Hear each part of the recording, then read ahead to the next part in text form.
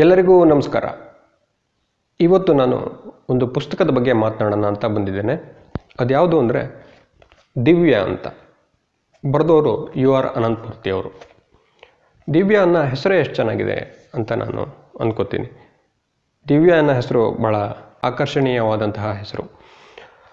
ಈ ದಿವ್ಯ ಅನ್ನೋದು ಒಂದು ಅಲೌಕಿಕದ ಸಾಕ್ಷಾತ್ಕಾರವನ್ನು ಸೂಚಿಸುವಂಥದ್ದು ಅಂತ ಒಂದು ಇಲ್ಲಿ ಏನು ಕೊಟ್ಟೆ. ದಿವ್ಯ ಎಂಬ ಶಬ್ದಕ್ಕೆ ಎರಡು ದಿಕ್ಕಿನ ಅರ್ಥದ ಛಾಯೆಗಳಿದ್ದಾವೆ. ಒಂದು ಪಣ, ಪರೀಕ್ಷೆ ಇತ್ಯಾದಿ ಸಂಘರ್ಷವನ್ನು ಸೂಚಿಸುವಂಥದ್ದಾದರೆ ಇನ್ನೊಂದು ಅಲೌಕಿಕದ ಸಾಕ್ಷಾತ್ಕಾರವನ್ನು ಸೂಚಿಸುವಂಥದ್ದು.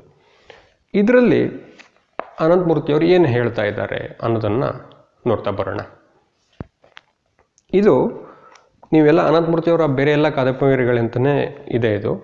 ಆದರೆ ಇದರಲ್ಲಿ ಅವರು ಒಂದು ರೀತಿಯಲ್ಲಿ ಈ ನಮ್ಮ ಸಂಪ್ರದಾಯ ಮತ್ತು ಪಾಶ್ಚಾತ್ಯ ಉದಾರವಾದ ಇದೆಯಲ್ಲ, ಅವೆರಡರನ್ನು ಕೂಡ ಒಂದೇ ಕಡೆ ಹೋಗ್ತಾ ಇದೆ, ಅಥವಾ ಅವೆರಡರಲ್ಲೂ ಒಂದು ದಿವ್ಯವಾದದ್ದು ಇದೆ ಅನ್ನೋದನ್ನು ಅವ್ರು ಹೇಳಿದ್ದಾರೆ ಅಂತ ನನಗನ್ಸುತ್ತೆ.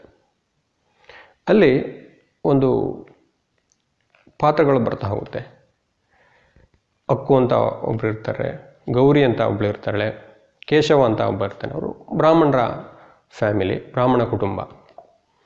ಅಕ್ಕುವಿಗೆ ಮಕ್ಕಳು ಇರೋದಿಲ್ಲ.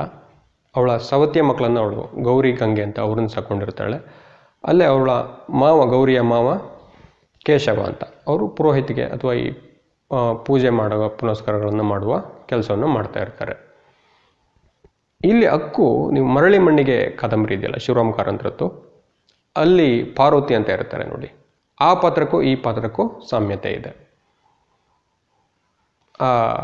ಇದಿದೆ. ಅದೇ ರೀತಿ ಗೌರಿಯ ಪಾತ್ರ ಬಹಳ ಉತ್ತಮವಾದದ್ದು. ಗೌರಿ ಸಾಂಪ್ರದಾಯಿಕ ಚೌಕಟ್ಟಿನಲ್ಲೇ ಒಂದು ಉದಾತ್ತವಾದ ಮನಸ್ಥಿತಿಯನ್ನು ಇಟ್ಕೊಂಡಿರ್ತಾಳೆ. ಮತ್ತು ಅವಳು ಕಾದಂಬರಿಗಳನ್ನು ಓದ್ತಾ ಇರ್ತಾಳೆ. ಮರಳಿ ಮಣ್ಣಿಗೆ, ಚೋಮನ ದುಡಿ, ಇದು ಕಾನೂರು ಹೆಗ್ಗಡತಿ ಕುವೆಂಪು ಅವರದ್ದು, ಅದನ್ನೆಲ್ಲ ಓದಿರ್ತಾಳೆ. ಅದರಿಂದ ಅವಳಿಗೆ ಈ ಅಸ್ಪೃಶ್ಯತೆಯ ಆಚರಣೆಗಳು, ಇದ್ರ ಬಗ್ಗೆ ಎಲ್ಲ ಒಂದು ರೀತಿ ವಿರೋಧ ಭಾವ ಮನಸ್ಸಲ್ಲಿ ಮೂಡಿರುತ್ತೆ. ಅದನ್ನು ಅವಳು ನೋಡ್ತಾ ಇರ್ತಾಳೆ. ಆಮೇಲೆ ಆ ಕಾದಂಬರಿಗಳಲ್ಲಿ ಬರುವ ಪಾತ್ರಗಳನ್ನು ನಿಜ ಜೀವನದ ಪಾತ್ರಗಳಿಗೆ ಅವಳು ಹೋಲಿಸ್ಕೊಂಡು ನೋಡೋದಕ್ಕೆ ಪ್ರಾರಂಭಿಸ್ತಾಳೆ. ಒಂದು ರೀತಿಯ ಉದಾತ್ತ ಭಾವ ಅವಳಲ್ಲಿ ಬೆಳೆಯೋದಕ್ಕೆ ಸ್ಟಾರ್ಟ್ ಆಗುತ್ತೆ. ಆ ಸಾಂಪ್ರದಾಯಿಕ ಚೌಕಟ್ಟಿನಲ್ಲೇ ಅವಳಿಗದು ಬೆಳೆಯುತ್ತೆ. ಇದರಲ್ಲಿ ಅವರು ಅಸ್ಪೃಶ್ಯತೆ ಬಗ್ಗೆ ಭಾಳ ಚೆನ್ನಾಗಿ ಬರೆದಿದ್ದಾರೆ. ಮತ್ತು ಅಸ್ಪೃಶ್ಯತೆ ಬಗ್ಗೆ ಬ್ರಾಹ್ಮಣರ ಮನಸ್ಸು ಒಳಗಡೆನೇ ಒಂದು ರೀತಿ ವಿರೋಧ ಬೆಳೆಯುತ್ತೆ ನೋಡಿ, ಅದನ್ನು ಬಹಳ ಚೆನ್ನಾಗಿ ಚಿತ್ರಿಸಿದ್ದಾರೆ. ಆಮೇಲೆ ಇನ್ನು ಅಲ್ಲಿ ಮಂಜಯ್ಯನವರು ಅಂತ ಒಬ್ಬರು ಪೊಲಿಟಿಷಿಯನ್ ಇರ್ತಾರೆ. ಅವ್ರ ಮಗ ಫಾರಿನಲ್ಲಿ ಓದ್ತಾ ಇರ್ತಾರೆ. ಅವರು ಬಂದು ಸ್ವದೇಶಕ್ಕೆ ವಾಪಸ್ ಬಂದಾಗ, ಮಂಜಯ್ಯನವರ ಪರಿಸ್ಥಿತಿ ಸರಿ ಇಲ್ಲದಿದ್ದಾಗ ಅವರು ಸ್ವದೇಶಕ್ಕೆ ವಾಪಸ್ ಬರ್ತಾರೆ. ಅಲ್ಲಿ ಅವರು ಗೌರಿಯನ್ನು ಭೇಟಿ ಆಗ್ತಾರೆ. ಆ ಗೌರಿಯಲ್ಲಿ ಒಂದು ದಿವ್ಯತೆಯನ್ನು ಅವ್ರು ಕಾಣ್ತಾರೆ. ಗೌರಿ ಅವರಲ್ಲಿ ಒಂದು ರೀತಿಯ ದಿವ್ಯತೆಯನ್ನು ಕಾಣ್ತಾಳೆ. ಅಂದರೆ ಅವರು ಪಾಶ್ಚಾತ್ಯ ಸಂಸ್ಕೃತಿಯಲ್ಲಿ ಇದ್ದು ಬಂದವರು, ಅದನ್ನೆಲ್ಲ ಓದ್ಕೊಂಡು ಬಂದವರು. ಇವಳು ಸಾಂಪ್ರದಾಯಿಕ ಚೌಕಟ್ಟಿನಲ್ಲಿದ್ದು ಇದನ್ನೆಲ್ಲ ತಿಳ್ಕೊಂಡವಳು, ಮತ್ತು ಇಲ್ಲೂ ಉದಾತ್ತವಾದ ಭಾವವನ್ನು ಬೆಳೆಸ್ಕೊಂಡವಳು, ಕಾದಂಬರಿಗಳನ್ನು ಓದ್ಕೊಂಡಿದ್ದವಳು. ಅವಳು ಅಲ್ಲಿ ಊರಿನವರೆಲ್ಲ ಅವಳು ಒಂದು ವಿಶೇಷವಾದ ರೀತಿಯಲ್ಲಿ ಗಮನಿಸ್ತಾ ಇರ್ತಾರೆ, ಒಂದು ಗೌರವವನ್ನು ಕೊಡ್ತಾ ಇರ್ತಾರೆ. ಅವಳಿಗೊಂದು ವಿಶೇಷವಾದ ಶಕ್ತಿ ಇದೆ ಅಂತ ಅಂದ್ಕೊಂಡಿರ್ತಾರೆ. ಅದೇ ರೀತಿ ಮಂಜಯ್ಯನವ್ರ ಮಗನಿಗೂ ಅದು ಅನಿಸುತ್ತೆ, ಘನಶ್ಯಾಮ ಅಂತ ಅನಿಸುತ್ತೆ ಅವ್ರ ಹೆಸರು. ಅಲ್ಲಿ ನಂತರ ಅವರಿಬ್ಬರು ಮದುವೆ ಎಲ್ಲ ಕೊನೆಯಲ್ಲ ಆಗುತ್ತೆ. ಅದೇ ರೀತಿ ಕೇಶವನಿಗೂ ಕೂಡ ವಿನೋದಿನಿ ಅಂತ ಇನ್ನೊಬ್ಬಳು, ಅವಳು ಸ್ವಲ್ಪ ಲಿಬರಲ್ ಇದರಲ್ಲಿರ್ತಾಳೆ, ಬಟ್ ಸಂಸ್ಕೃತವನ್ನು ಓದ್ಕೊಂಡಿರ್ತಾಳೆ. ಅದರಿಂದ ಅವರಿಬ್ಬರು ಕಾಂಟ್ಯಾಕ್ಟ್ ಆಗುತ್ತೆ. ಇಲ್ಲಿ ಏನಾಗಿದೆ ಅಂದರೆ ಎಲ್ಲ ಕಡೆನೂ ಕೂಡ ಇವರು ಒಂದು ದಿವ್ಯತೆ ಎಲ್ಲದರಲ್ಲೂ ಇದೆ ಅನ್ನೋದನ್ನು ಇವರು ಹೇಳಿದ್ದಾರೆ ಅಂತ ಅನ್ನಿಸ್ತಾ ಇದೆ ನನಗೆ. ಯಾವುದೇ ಒಂದು ಸಂಪ್ರದಾಯ ಅಥವಾ ಯಾವುದೇ ಒಂದು ಜಾತಿ, ಯಾವುದೇ ಒಂದು ಜನಾಂಗ, ಯಾವುದೇ ಒಂದು ವಿಷಯ ಅಂತಲ್ಲ, ಯಾವುದೇ ಒಂದು ವಿಷಯ ತಗೊಳ್ಳಿ, ದಿವ್ಯವಾದದ್ದು ಎಲ್ಲ ಕಡೆ ಇದೆ. ಅದನ್ನು ನಾವು ಗುರುತಿಸ್ಕೊಳ್ಬೇಕು. ಅದು ಯಾವುದೇ ಒಂದು ಜಾತಿಗಾಗಲಿ, ಯಾವುದೇ ಒಂದು ದೇಶಕ್ಕಾಗಲಿ, ಯಾವುದೇ ಒಂದು ಸಂಸ್ಕೃತಿಗಾಗಲಿ, ಅಥವಾ ಯಾವುದೇ ಒಂದು ಭೂ ಭಾಗಕ್ಕಾಗಲಿ ಕೇಂದ್ರೀಕೃತವಾದದ್ದಲ್ಲ. ಅದು ಎಲ್ಲ ಕಡೆಯೂ ಇದೆ, ಅದನ್ನು ನಾವು ಗುರುತಿಸ್ಕೋಬೇಕು ಅಂತ. ಆ ರೀತಿಯಾಗಿ ಇನ್ನೂ ಹಲವು ವಿಚಾರಗಳು ಈ ಕಾದಂಬರಿಯಲ್ಲಿ ಇದೆ.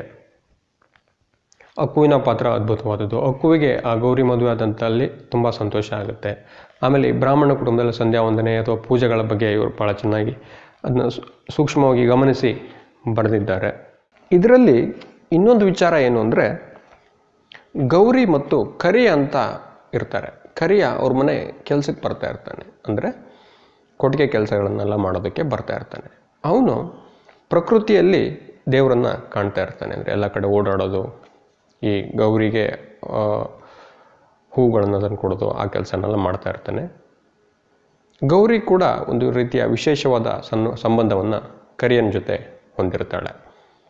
ಅದನ್ನು ಭಾಳ ಚೆನ್ನಾಗಿ ಚಿತ್ರಿಸಿದ್ದಾರೆ. ಮತ್ತು ಕೇಶವ ಮೂರ್ತಿ ಪೂಜೆ, ಮನೆಯಲ್ಲಿ ಪೂಜೆ ಮಾಡೋದ್ರಲ್ಲಿ ದೇವರನ್ನು ಕಾಣ್ತಾನೆ. ಕರಿಯ ಹೊರಗಡೆ ಪ್ರಕೃತಿ ಅಥವಾ ಕಾಡಿನಲ್ಲಿ ದೇವರನ್ನು ಕಾಣ್ತಾನೆ. ಇದು ಭಾಳ ಚೆನ್ನಾಗಿ ಇದರಲ್ಲಿ ಬರೆದಿದ್ದಾರೆ. ಇನ್ನು ಏನು ಅಂದರೆ, ಇಲ್ಲಿ ಆಗಿನ ಕಾಲದಲ್ಲಿದ್ದಂತಹ ನೆಹರುವಾದ, ಗಾಂಧಿವಾದ, ಲೋಹಿಯಾ ಅವ್ರ ಬಗ್ಗೆ, ಜಯಪ್ರಕಾಶ್ ಅವ್ರ ಬಗ್ಗೆ ಆಗ್ತಕ್ಕಂತಹ ಚರ್ಚೆಗಳನ್ನು ಇಲ್ಲಿ ಚೆನ್ನಾಗಿ ಬಿಂಬಿಸಿದ್ದಾರೆ. ಅದು ಕೆಲವು ಕಡೆ ಇದೆ. ಒಟ್ಟಾರೆಯಾಗಿ ಇಲ್ಲಿ ಒಟ್ಟು ಸಾಮಾಜಿಕ ಮತ್ತು ರಾಜಕೀಯ ಎರಡೂ ಪ್ರಜ್ಞೆಗಳನ್ನು ಒಳಗೊಂಡು ಒಂದು ಕಾದಂಬರಿ ಇದು ಅಂತ ಹೇಳ್ಬೋದು. ಒಟ್ಟಾರೆಯಾಗಿ ನಮ್ಮ ಸಂಪ್ರದಾಯದಲ್ಲಿ ಕೂಡ ಒಂದು ದಿವ್ಯವಾದ ಇದೆ, ಅದನ್ನು ನಾವು ಗುರುತಿಸ್ಕೊಳ್ಬೇಕು. ಮತ್ತು ಅಲ್ಲಿ ಯಾವ್ಯಾವ ನ್ಯೂನ್ಯತೆಗಳಿದೆ ಅದನ್ನು ನಾವು ಬಿಡ್ತಾ ಆ ದಿವ್ಯವಾದರ ಕಡೆಗೆ ನಾವು ಚಲಿಸಬೇಕು ಅಂತ ಅವರು ಹೇಳ್ತಾ ಇದ್ದಾರೆ ಅಂತ ನನಗೆ ಅನಿಸುತ್ತೆ. ಇದನ್ನು ನೀವು ಓದಿ ನಿಮಗೆ ಏನು ಅನ್ನಿಸ್ತು ಅಂತ ಹೇಳಿ. ಧನ್ಯವಾದಗಳು.